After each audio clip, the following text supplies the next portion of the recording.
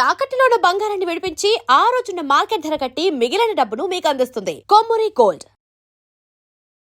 నమస్కారం సురేష్ బాబు గారు. ముఖేష్ గారు నమస్కారం అండి. సూర్య సంక్రమణం మార్పు వల్ల ద్వాదశ రాశుల వారికి ఎలా ఉండబోతుంది అంటారు? సో ఇది చాలా వెరైటీ, చాలా ఇంపార్టెంట్ అండి ఈ ప్యాటర్న్ మనం చేయటం. ఎందుకంటే మనం మంత్లీ ఫలాలు, వీక్లీ ఫలాలు, పక్ష ఫలాలు ఎక్కువగా చూస్తూ ఉంటాం అనమాట. అది ఏంటంటే ఆ పర్టికులర్ టైంలో అన్ని గ్రహాలతో కలిపి ఎలా ఉంటుందని చూస్తూ ఉంటాం. బట్ ఇక్కడే మనం చేసే ప్యాటర్న్ ఏంటంటేనండి, సూర్యుడు ఒక్కడు మారటం వల్ల ఎలాంటి ఎఫెక్ట్ 12 రాశుల మీద ఉంటుంది అనేది మనం ఇప్పుడు చేయబోతూ ఉన్నాం. ఎందుకు ఇది ఇంపార్టెంట్, ఈ ప్యాటర్న్, ఈ విధానం ఎందుకు ఇంపార్టెంట్ అంటే, సూర్యుడు ఎప్పుడైతే ఒక రాశి నుంచి ఇంకొక రాశి మారుతూ ఉంటారో దాన్ని సంక్రమణ అంటారు. చాలా చాలా ఇంపార్టెంట్. మనకి ఒక సంవత్సరంలో 12 సంక్రమణాలు ఉంటాయండి మనకి. అందుకనే మకర సంక్రాంతి, మేష సంక్రాంతి, ఇప్పుడు రాబోయే సంక్రాంతి వృషభ సంక్రాంతి అంటారు.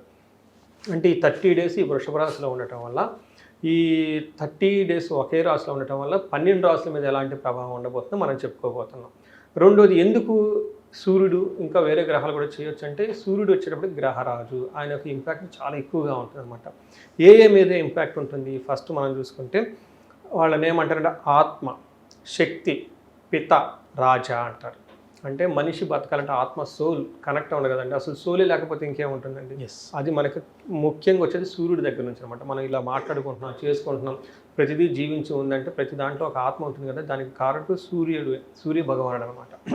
రెండోది, మనకేం చెప్తారంటే పిత, తండ్రి దగ్గర నుంచి వచ్చే లక్షణాలు, తండ్రికి సంబంధించిన ఒక అథారిటీ, పవరు మొత్తం కూడా మనకి సూర్య భగవానుడి నుంచే వస్తూ ఉంటుంది. నెక్స్ట్ ఏం చెప్తారంటే శక్తి, మనం బయటికి వెళ్ళి వర్క్ చేయాలి, మనకి ఎనర్జీ ట్రాన్స్ఫార్మ్ అవుతూ ఉంటుంది ఒక ప్లేస్ నుంచి ఇంకో ప్లేస్కి. వీటన్నిటికి కూడా సూర్య భగవానుడు అని చెప్తారు. లాస్ట్లో రాజా అంటే అథారిటీ, పవర్, పొలిటీషియన్స్. తర్వాత ఎక్కడెక్కడైతే అథారిటీ ఉంటుందో, ఎక్కడెక్కడ కమాండ్ ఉంటుందో, ఎక్కడెక్కడ పాలిటిక్స్ ఉంటాయో, లైక్ ఇంటి పెద్దలు ఉంటారు, ఇన్స్టిట్యూషన్స్ హెడ్స్ ఉంటారు, కంట్రీ హెడ్స్ ఉంటారు. ఇదంతా కూడా రిప్రజెంటేషన్ బై ది సూర్యుడి గురించి చెప్తూ ఉంటారు. అంటే మనలో ఉన్న ఆత్మ దగ్గర నుంచి, ఫాదర్ దగ్గర నుంచి, మనకున్న అథారిటీ దగ్గర నుంచి, మనం చేసే శక్తి, పవర్, ఇన్ఫ్లుయెన్స్, క్యాపబిలిటీ అంతా కూడా సూర్యుడి దగ్గర నుంచి వస్తుంది. కాబట్టి ఇది ప్రతి ఒక్కరికి చాలా ఇంపార్టెంట్.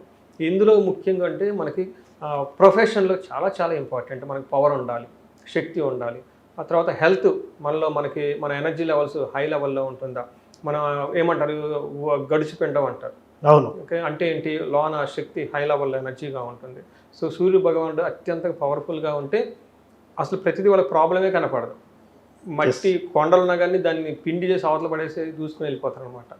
ఎవరికైతే సూర్య భగవానుడు వీక్గా ఉన్న జన్మజాతకంలో, వాళ్ళ ముందు బంగారం పెట్టినా కానీ అయ్యో ఇది ఉంది అది ఉందని ఏమీ చేయలేదు.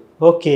అందుకని అది మొత్తం ఇచ్చేది ఎవరంటే అండి సూర్య భగవానుడు. కాబట్టి ఇప్పుడు మీరు అడిగిన విధంగా మేషంలో నుంచి వృషభంలోకి మారటంతో ఎప్పుడు మారుతున్నాడండి, మే 15న మారుతూ ఉన్నాడు. ఈ మే 15 నుంచి జూన్ 15 వరకు ఈ 30 డేస్ 12 రాశుల వరకు ఎలా ఉందో మనం చూద్దాం. అయితే ఏ విషయాల్లో మనం గమనించుకోవచ్చు, ఈ వృషభంలో ఉండటం వల్ల సూర్యుడికి కొన్ని గుణాలు ఎక్కువగా ఉంటాయి అన్నమాట. అంటే ఇండివిజువల్గా ఆ యొక్క ఏమంటారంటే అండి, మనకి ఆ యొక్క ప్రాంతం యొక్క ఇన్ఫ్లుయెన్స్ మన మీద ఉంటుందండి. మనం టెంపుల్కి వెళ్ళామనుకోండి ఒక రకమైన ఫీలింగ్ ఉంటుంది, మూవీకి వెళ్తే ఒక రకమైన ఫీలింగ్ ఉంటుంది, విలేజ్లో ఉన్నప్పుడు ఒక రకమైన ఫీలింగ్ ఉంటుంది కదా. అలానే సూర్య భగవానుడు వృషభ రాశిలో ఉండటంతో తనకి ఒక స్పెషల్ అయిన క్వాలిటీస్ ఆ సూర్య భగవానుడికి ఉంటాయండి. అవి ఏంటంటే, సూర్య భగవానుడు ఈ టైంలో లగ్జరీగా ఉండాలి, ఆర్టిస్టిక్ లక్షణాలు వచ్చేస్తూ ఉంటాయి. రాజే, బట్ రాజు కూడాను లగ్జరీగా ఉండాలి. లేకుంటే ఒక కింగ్ దగ్గర నుంచి ఆ కింగ్ మూడ్ ఎలా ఉంటుందంటే, ఒక నాట్యం చేయటం, మ్యూజిక్ చేయటం, డ్యాన్స్, వాటి గురించి తెలుసుకోవటం ఉన్నట్టు ఉంటాడు. బిగినింగ్లో బాగా ఫైరీ ఉంటారు, అథారిటేటివ్గా కూడా ఉంటారు. లాస్ట్లో పాయింట్లో ఈ సూర్య భగవానుడు వృశ్చిక రాశిలో ఉండటంతో జనాలందరూ క్యూరియస్గా ఉంటారు. ఓకే, ఏముంటుంది ఏదో కావాలి, ఇన్ఫర్మేషన్ కావాలి, సెర్చ్ చేస్తూ ఉంటారు త్రూ అవుట్ ది గ్లోబ్ అంతనమాట. ఇలాంటి లక్షణాలు కలిగి ఉన్న ఈ సూర్య భగవానుడు మనం ఇందాక చెప్పుకున్న విధంగా ఆత్మ, శక్తి, రాజా అంటే పిత, వీటికి సంబంధించిన కారకత్వాల ద్వారా 12 రాశులకు ఎలా ఉండబోతుందో మనం చూద్దాం. సూర్య సంక్రమణం వల్ల ధనుస్సు రాశి వారికి ఎలా ఉండబోతుంది అంటారు? ధనుస్సు రాశి వారికి స్పెషల్ నోట్ అని నేను చెప్తానంటే ఏంటంటే, ఒకటి వీళ్ళకి అర్ధాష్టమ శనితో బాధపడుతూ ఉన్నారు. రెండోది, ఈ జూన్ 2న అంటే మనకి ఎప్పుడైతే సూర్య సంక్రమణ 15వ తారీఖు నుంచి మనం నెక్స్ట్ మంత్ 15 అంటున్నాం కదా, మధ్యలో వీళ్ళకి గురువు కూడా మారుతూ ఉన్నారండి. ఇప్పుడు ఉన్న శని ఇబ్బందులతో పాటు గురువు ఇబ్బందులకి వీళ్ళు యాడ్ అవుతాయి. అయితే వీళ్ళకున్న ఒక బెస్ట్ ఆప్షన్ ఏంటంటే, ఈ టైంలో, ఈ జంక్షన్ టైంలో సూర్యుడు వీళ్ళకి చాలా బాగా ఉపయోగపడుతూ ఉన్నారండి. అంటే ఇప్పటిదాకా ఎవరికైనా కనుక లాస్ట్ ఆప్షన్ అంటారు చూడండి, final call to on board flight అంటారు చూడండి. ఎస్, అవును. ఆ కాల్ తర్వాత మళ్ళీ ఎవరిని ఎంటర్టైన్ చేయనివ్వరు అనమాట. అలానే వీళ్ళకి ప్రమోషన్ కానివ్వండి, తర్వాత జాబ్ రావడానికి కానివ్వండి, లైఫ్లో ఒక స్టెప్ ముందుకెళ్ళటానికి ఈ 30 days అనేది ఫైనల్ స్టెప్ అండి. ఓకే. ఆ తర్వాత గురువు మారడంతో ఆల్రెడీ ఉన్న శనితో ఇబ్బందులు పడిపోయి అంత ఈజీగా వచ్చే ఆప్షన్ వచ్చేస్తే అవకాశం చాలా తక్కువ ఉంటుంది. అందుకని ఇది స్పెషల్ నోట్గా తీసుకొని ప్రతి నిమిషాన్ని ప్రతిరోజుని సద్వినియోగం చేసుకోవాలి. ఎందుకంటే సూర్యుడు వీళ్ళకి 6వ స్థానంలో ఉండటం వల్ల విపరీతంగా కలిసి వస్తుంది, సక్సెస్ వస్తుంది. కాంపిటేటివ్ ఎన్విరాన్మెంట్లో శత్రువులపైన విజయాన్ని ఏ ప్రకారంగా తీసుకున్నా కానీ బాగా కలిసి వచ్చే ఆప్షన్ ఈ బెస్ట్ టైం వెళ్ళకుంది. ఓకే. ఇది పోతే మళ్ళీ వీళ్ళకి చాలా రోజుల వరకు ఇంత టైం అయితే రాదు. అందుకని ఈ రాశి వాళ్ళకి స్పెషల్ నోట్ అని చెప్తున్నాను. మనకి గ్రంథాల్లో ఏం చెప్తారంటేనండి, సుసౌఖ్యధీన్ యత్న కార్యార్థ సాధనం దేహ ఆరోగ్యం సంతోషం వస్త్ర ధనధాన్య లాభకృత అని చెప్తారు. అంటే ఈ టైంలో ఏమవుతుంది, ఏదైనా కనుక ఎఫర్ట్ పెడితే మంచి రిజల్ట్ వస్తుంది. గుర్తుపెట్టుకోండి, వీళ్ళకి అర్ధాశం శనితో అంతగా రిజల్ట్ రాకుండా ఉండటంతో ఈ టైంలో కనుక వీళ్ళు ఎఫర్ట్ పెడితే మంచి రిజల్ట్ వస్తుంది. దేనికి ఎఫర్ట్ పెట్టాలి, జాబ్కి కానీ, ప్రమోషన్ కానీ, ధనానికి కానీ, సంథింగ్ వాళ్ళు ఎఫర్ట్ పెడితే రిజల్ట్ వచ్చే బెస్ట్ టైంలో ఉన్నారు, సద్వినియోగం చేసుకోవాలి. అంతేకాకుండా ఆరోగ్యం బాగుంటుంది, సంతోషంగా ఉంటారు, మంచి మంచి బట్టలు కొనుక్కుంటారు, షాపింగ్కి వెళ్తూ ఉంటారు, సుసౌఖ్యాధీన్ టోటల్గా సౌఖ్యంగా, కంఫర్టబుల్గా, లగ్జరీగా ఉంటారు. ఒక బెస్ట్ టైం అని మనం చెప్పుకోవాలి. ముఖ్యంగా సార్, ఈ రాశి వారికి రెమెడీ ఏం చేసుకుంటే బాగుంటుంది అంటారు ప్రత్యేకంగా? సో ముఖేష్ గారు, సూర్య భగవానుడికి ఒక్కొక్క గ్రహానికి ఒక్కొక్కటి ఇష్టం ఉంటుంది, ప్రీతికరం అంటారు. ఉదాహరణకి మనం సూర్య భగవానుడికి తీసుకుంటే నమస్కారాలు, సూర్య నమస్కారాలు అంటే బాగా ఇష్టం. నమస్కార ప్రీతికరుడు అంటారు సూర్య భగవానుని. అంటే సూర్యుడికి ఎదురుగా నుంచుకొని నమస్కారం చేయటం, యోగా మనకి సూర్య నమస్కారాలు అని చెప్పేసి యోగాలో ఒక 12 రకాల సిరీస్ మొత్తం కలిపి యోగా సూర్య నమస్కారాలు అంటారు. అలానే సూర్య భగవానుడు నమస్కార ప్రియుడు, అంటే నమస్కారం ఎక్కువ చేసుకుంటూ ఉండాలి. అలానే శని తీసుకున్నాం అనుకోండి, తైలాభిషేక ప్రియుడు అంటారు అనమాట. అలానే గురువు వచ్చేటప్పటికి శుశ్రూష అంటే సేవ చేయాలి, పక్కన కూర్చొని అది ఇది అందించడం, ఆయన దగ్గర ఉండటము, సేవ చేస్తూ ఉంటే గురువు బాగా హ్యాపీ ఫీల్ అయిపోతాడు. అలానే మరి సూర్య భగవానుడు దేనికి హ్యాపీగా బాగా ఫీల్ అయిపోతాడంటేనండి, 2 పనులు చేయాలి. ఫస్ట్ది ఒకటి నమస్కారం, సూర్య నమస్కారాలు కనుక చేస్తూ ఉంటే బాగా తృప్తి చెందుతూ ఉంటాడు. రెండోది ఫాదరు ఫిగర్ లాంటి వాళ్ళని, పెద్దవాళ్ళని, వాళ్ళ దగ్గర ఆశీర్వాదం తీసుకోవటం, వాళ్ళతో అగౌరవంగా మాట్లాడకుండా ఉండటం, రెస్పెక్ట్ ఇస్తూ ఉండటం. అలానే ఎవరికైతే బాగలేదో బట్టలు కానివ్వండి, స్వీట్స్ ఇలాంటివి కొన్ని వాళ్ళకి ఇస్తూ ఉంటే వాళ్ళ ఆశీర్వాదం తీసుకుంటే బాగా సూర్యుడు బాగా హ్యాపీ ఫీల్ అవుతాడు. ఇది వాళ్ళు చేసుకునే సింపుల్ రెమెడీస్ అండి. అయితే కొన్నిసార్లు వాళ్ళ సమస్య తీవ్రత చాలా ఎక్కువగా ఉన్నప్పుడు వాళ్ళు అవి చేసుకుంటే సరిపోదు. ఎడిషన్గా ఏం చేయాలంటే వీళ్ళు మనకి సూర్యుడికి సంపూర్ణ శాంతి పూజలు అని ఉంటాయి. అంటే ఏంటి, సూర్య భగవానుడికి సంబంధించి జపం చేయించడం, ఒక 7000 సేపు మూలమంత్ర జపం తీసుకొని జపం చేయించడం, ఒక ఇద్దరు బ్రాహ్మణోత్తములు చక్కగా కూర్చోమంటే చేస్తారు. అలానే చిన్న అగ్ని కార్యం, ఒక చిన్న హోమం చేయటము, అలానే సూర్యుడికి సంబంధించిన తర్పణం చేయటము, దానం, గోధుమలు కనుక ఎర్రగుడ్డలు కట్టి దానం కనుక చేస్తే విపరీతంగా కలిసి వచ్చేస్తుంది.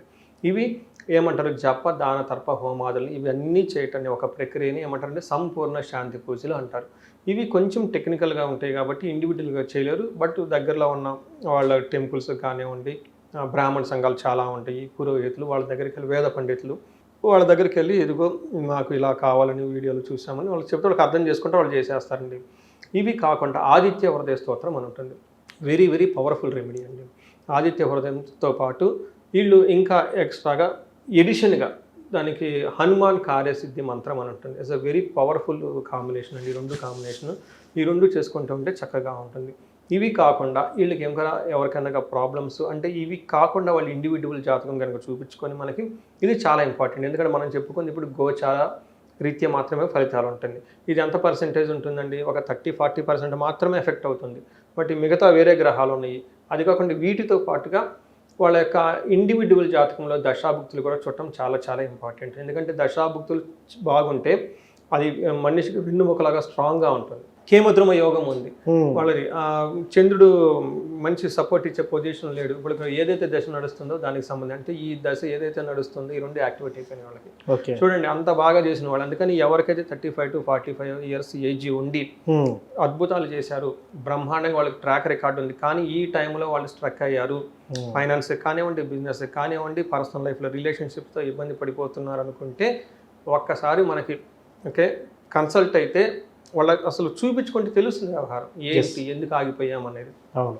ఆ తర్వాత పరిహారాలు ఎన్ని విధాలైనా చేసుకోవచ్చు. డబ్బు ఉంటే ఒక రకం, మీడియం డబ్బు ఉంటే ఇంకొక రకం, అసలు డబ్బులే లేవు అనుకున్నప్పుడు కూడా పరిహారాలు చేసుకోవాలి. ఎస్. అలానే ఇప్పుడు వచ్చిన కూడా మనతో అదే మాట్లాడుతున్నారు. ఏమంటే మీరు చెప్పమన్న పూజలు చేయించడం పెద్ద ఇదే కాదండి, ప్రస్తుతానికి నేను ఊపిరి కూడా తీసుకోలేకపోతున్నానండి, అట్లాంటి టఫ్ సిచ్యువేషన్లో ఉన్నానంటే నేను మా పండితుల్ని, బ్రాహ్మణుల వాళ్ళని, నా దగ్గర ఉన్న టీంని కలిసి మాట్లాడి ముందేళ్ళకి ఏదో ఒకటి చేసి పంపించండి, ఖచ్చితంగా వాళ్ళు వస్తారండి. నాకు తెలుసు దే విల్ బి బ్యాక్ అండి, ఎందుకంటే వాళ్ళ జాతకం కూడా చూశాను కాబట్టి 3 to 4 monthsలోనే వాళ్ళకున్న ప్రాబ్లమ్స్ అన్ని పోగొట్టుకొని పడిపోతారు.